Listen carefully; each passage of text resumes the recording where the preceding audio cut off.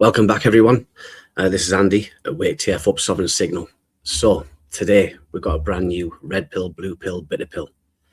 What I'm going to do is I'm going to give you a brief introduction of basically why you need to watch this one. So before the video starts, you need to understand something very simple. This isn't a school story. This isn't just about phones or biometrics or behaviour points. This is about every parent, every child, every grandparent, and yes, even every teacher. Because what's happening inside schools right now affects all of you, whether you realise it or not. And the next few minutes, you're going to see three versions of reality. The red pill, that's going to be the truth they never wanted you to see. Then you got the blue pill, the story that they say that they want you to believe. And then you got the bitter pill. Now, this is the part that hurts, but it will help wake you up. You'll see how children are being profiled, tracked, scored, scanned, monitored, and stored. You'll see how teachers are enforcing these systems, but also being watched, logged, analysed, and breached without even knowing it. And then you're going to see how the corporate systems holding the data have already leaked faces, fingerprints, behaviour logs, and full school records onto the dark web, and you'll see how the laws they've broken to do it. This video, it's not entertainment. It's a wake-up call for parents, for families, for anyone who cares about the children's rights, privacy, and their safety. So watch closely, because you're going to see it all. Here we go.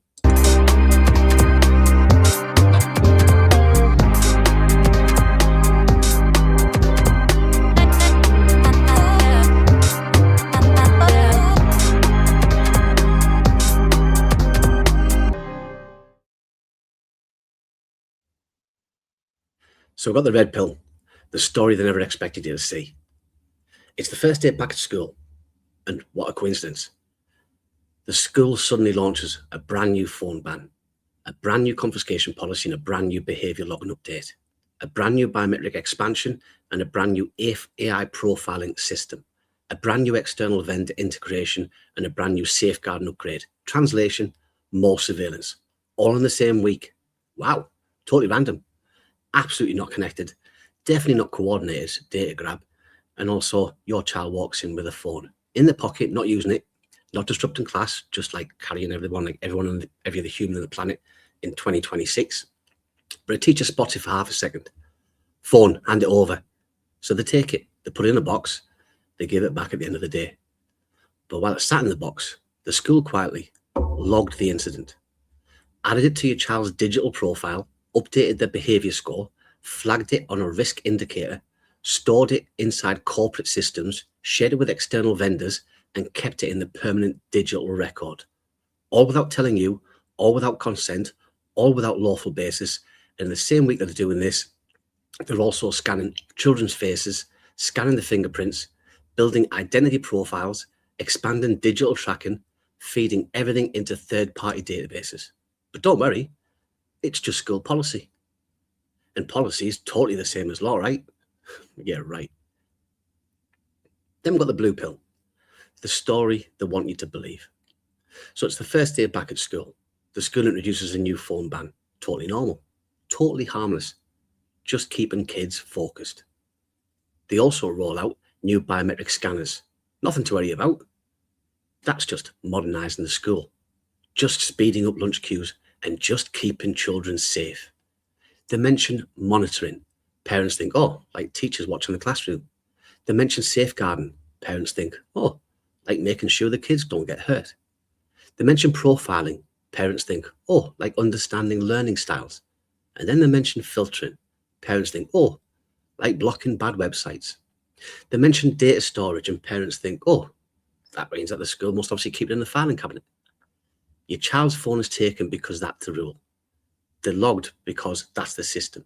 And it's added to their profile because that's how schools work now. No need to question it, no need to ask it for the law, and no need to check what data is being collected. Everything is fine, everything is normal, everything is safe. Just trust the process, trust the policy, trust the school. That's the blue pill. Then you got the bitter pill, the part that hurts, but absolutely wakes you up. Here's the part nobody wants to admit.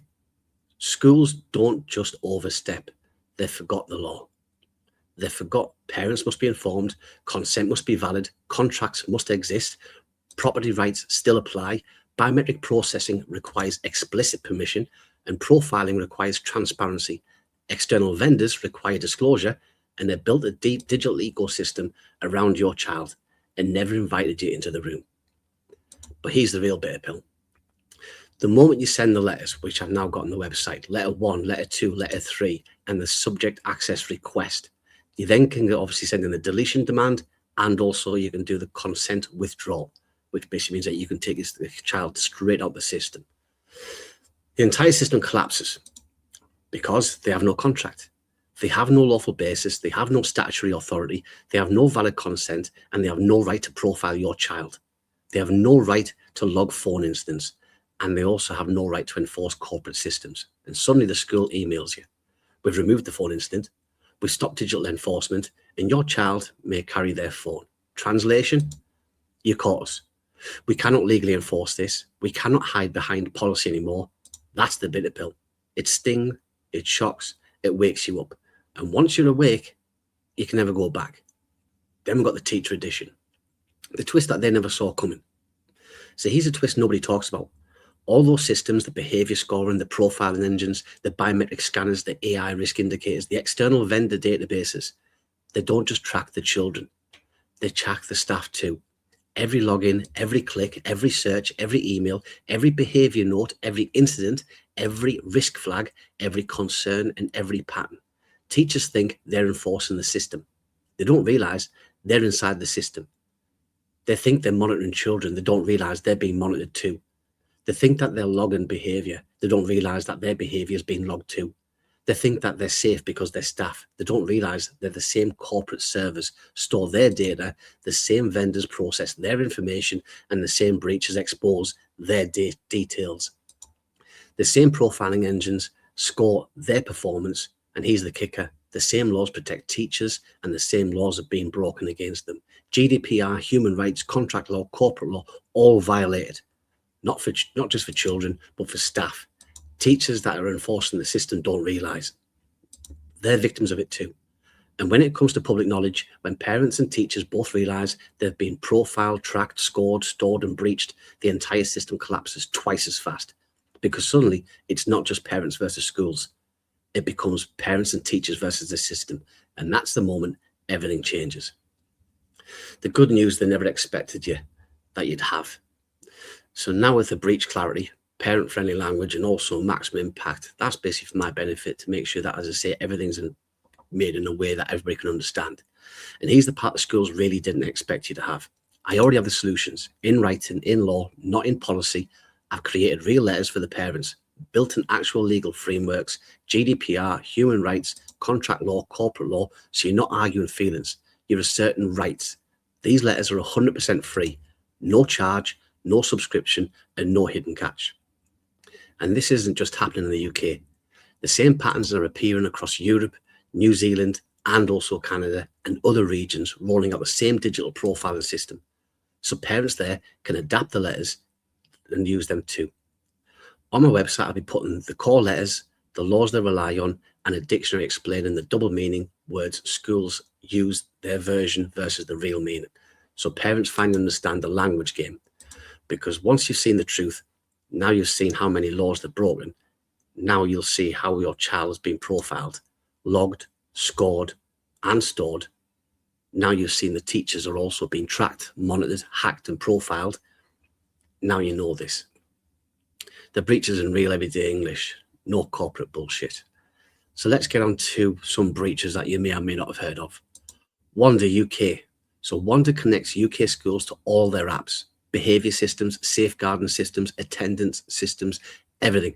When Wonder was breached, the links between schools and these apps were exposed, meaning anyone who got in could see which systems held your child's data and potentially access names, classes, behaviours, behaviour notes, safeguarding flags, and more.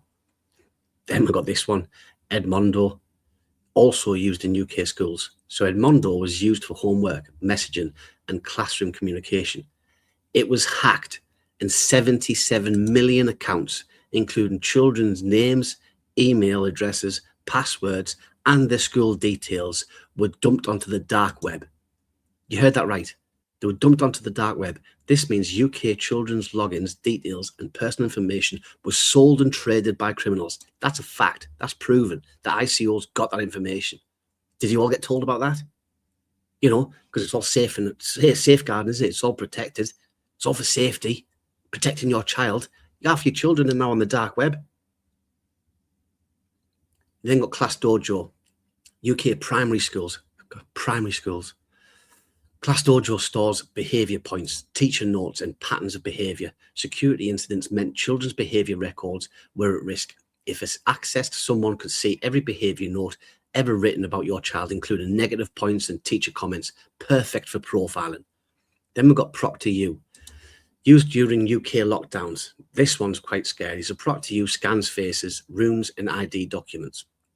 When it was breached, facial images, ID scans, and webcam recordings were leaked online. This means that your child's face and identity documents could already be floating about the internet, and you cannot change the face. Think about this. How many of you got a school laptop or had your information put onto a laptop in the house, so therefore your child could do their homework or whatever that they had to do during the school classes? Think about how many times that you might have turned around and they've left the laptop open and you shouted, right, it's time for bed, or go and get yourself a shower. If they haven't turned off that camera, then potentially that means that they've got images of your child getting ready for going to the bath or getting ready to go into bed. That could be floating the internet. This is how mental this all is. So I hope you all start to wake up, because this is what's been going on. They've bypassed the laws, and they're literally, all schools are corporations. There is not now a public school. There's not one ever. They've all been corporatized. And this is what happens when you corporatize everything. Then you've got the Illuminate education. So this is similar to the UK systems, but not solely down to them. Illuminate stores grades, attendances, obviously behaviour, health notes, and personal details for millions of students. Their breach exposed full student records. UK schools use similar systems: SIMS, Arbor, Bromcom, CPOMs. So this proves these types of systems can leak everything. Then you've got Under Armour and MyFitnessPal, fingerprint linked data. This breach included data tied to fingerprint login systems.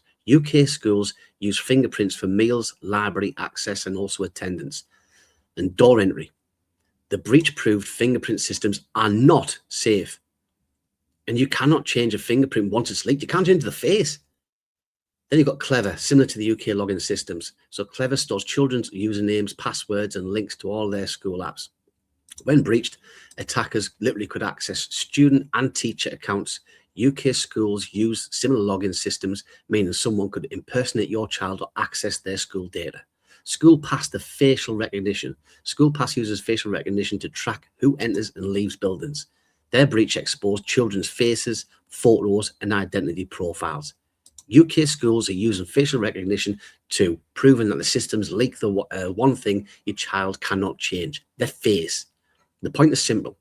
Children's and teachers' data, including faces, fingerprints, behaviour logs, safeguarding notes, and school full reports, has already been linked to criminal hands. And some of it's already on the dark web.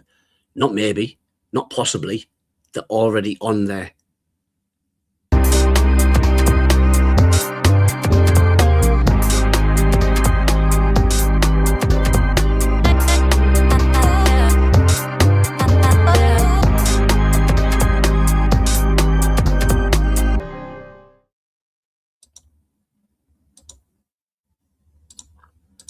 Okay, so what we're going to do now is I'm basically going to run through something else, because people obviously need to know what exactly is going on. So the biometrics in schools, ages and data taken from the children. So in the UK, biometric collection begins shockingly early. As young as 4 years old, reception children are already being fingerprinted for lunch payments, library access, attendance systems, and even door entry. This isn't speculation. It's written directly into the Protection of the Freedoms Act 2012, which regulates fingerprints, facial recognition, iris scanning. Iris scanning from the age of 4. The voice recognition for any child under 18. Facial recognition has already been trialled in primary schools, secondary schools, and colleges, meaning the youngest age scanned is 4 and the oldest is 18. Across these age groups, the data taken from the child expands rapidly in early primary years. Schools collect fingerprints, face scans, names, dates of birth, class groups, behaviour points, reading levels, learning difficulty flags, safeguarding notes, and parent details, all from children too young to understand what's happening. As children move through primary, the data grows to include behaviour logs, detentions, risk indicators, learning profiles, assessments, special needs flags, medical notes, communication logs, and online activity monitoring by secondary school. The surveillance becomes intense. Fingerprints, facial recognition, keystroke monitoring, internet activity logs, search history, behaviour scoring, detentions, exclusions, safeguarding flags, risk scoring, attendance patterns, location tracking. I mean, Jesus Christ, location tracking, exam performance, and AI generated behaviour predictions by college. The students face adult level monitoring, facial recognition, ID scans, fingerprints, exam proctoring, recordings, webcam footage, voice recordings, full academic records, behaviour history, attendance logs, safeguarding notes, mental health flags, and career profiling. The proof is public and undeniable. UK law permits biometric use on children under 18. The ICO confirms schools use fingerprints, facial recognition, biometric attendance, and biometric access systems. The FOI, Freedom of Information requests show primary school uses fingerprint lunch systems, secondary schools using facial recognition, and colleges using biometric access. UK news outlets have reported facial recognition trials in North Ayrshire and fingerprint systems in English primaries.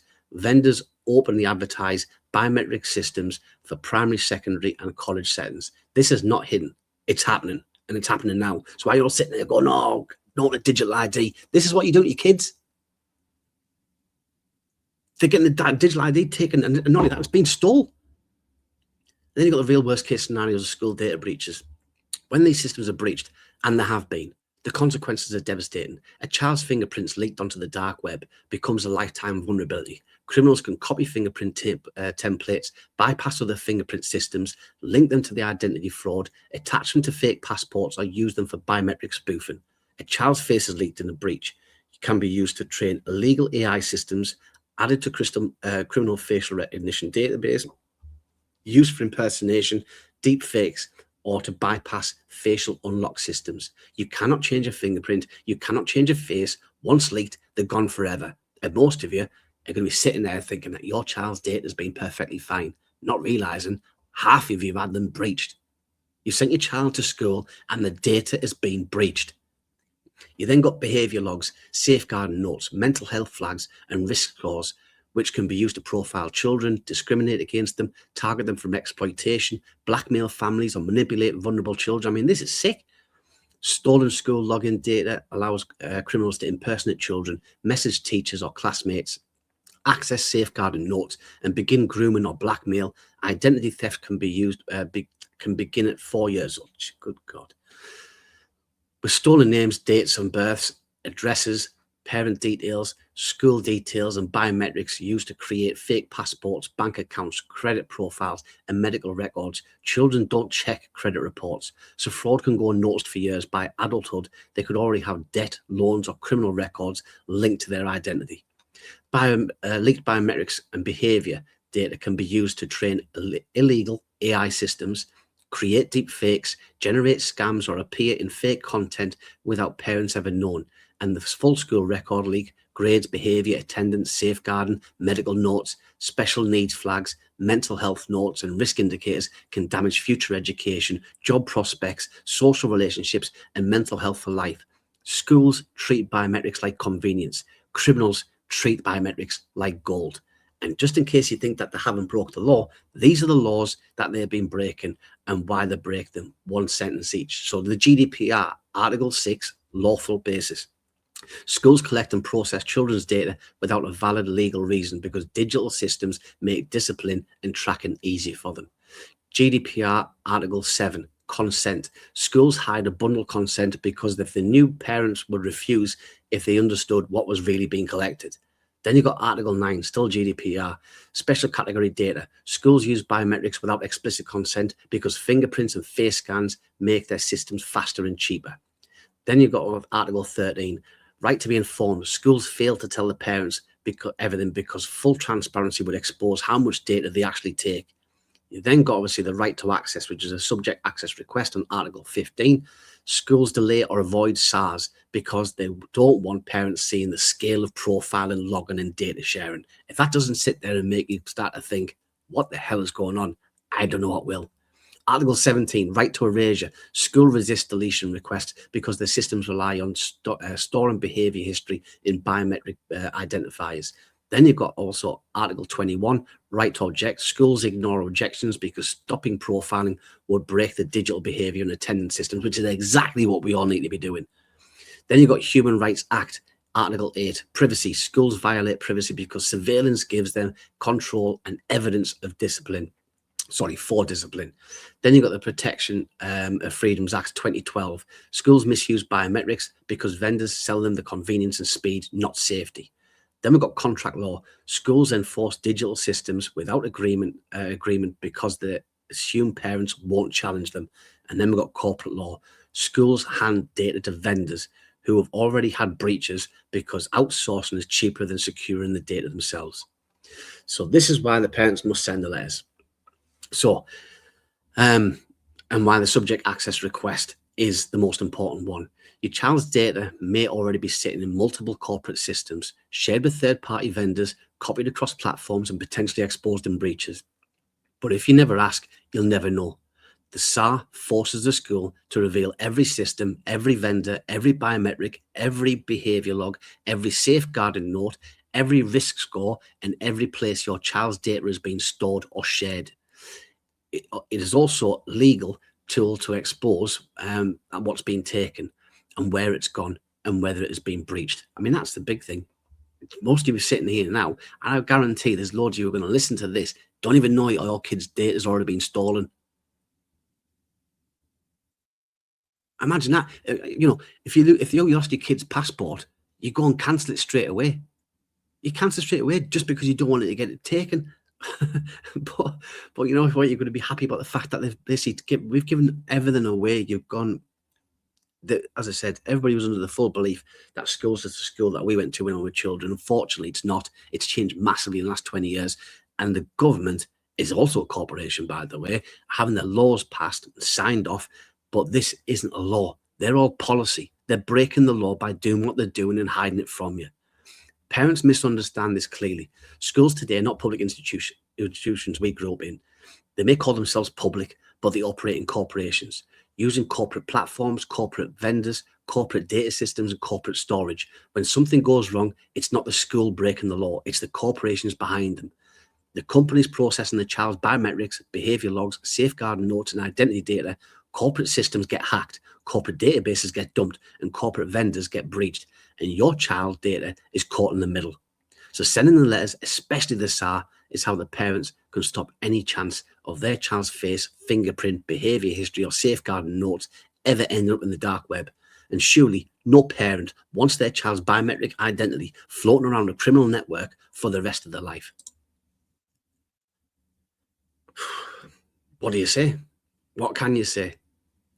Like I said, I've been away with the Weekend Truth Festival, by the way, had a phenomenal time. It was a great event. Saw some great people there. You had likes of Mark Steele, you had Steve James, you obviously had Jack McLean. We've got to meet the Blade Runners and such. It was a phenomenal weekend. And I advise anybody who hasn't seen it to go across to the Weekend Truth Festival. They're going to put some videos on there shortly to show you what went on. But what a great weekend it was. And I advise anybody that can get there next year to absolutely do so. But to come back, I've done the research. And bear in mind, a lot of these laws were passed when the World Cup was on. So when they say bread and circuses, they're taking the mickey out of us.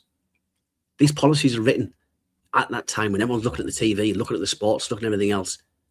And this is what's going right under your noses, because the 1st of September, the phone ban comes in. And why would they put a phone ban in the same time they're going to extend the amount of biometrics they're going to take? I don't know. Maybe they don't want the kids to record what's going on. Or maybe ringing home and saying, by the way, Mum, Dad, they want to take me iris print. They want to take me fingerprints. They want to take me palm prints. Do you know all these unique things that they can't ever change? So, sorry it took so long. I do think it's an important message. all the documents are going on the website. The letters will be there. There'll be 8 letters for you to send. Hopefully you don't need to get past letter 6, because as I say, that'll include the consent to withdrawal and also the deletion, and also the subject access request. So you can find out exactly who the hell's got your child's data, exactly what they've got, and you can find exactly what's going on in these corporations, because they are not schools. So thanks again. I'm Andy, WaitTF up, Sovereign Signal, and now it's Signal out. Cheers.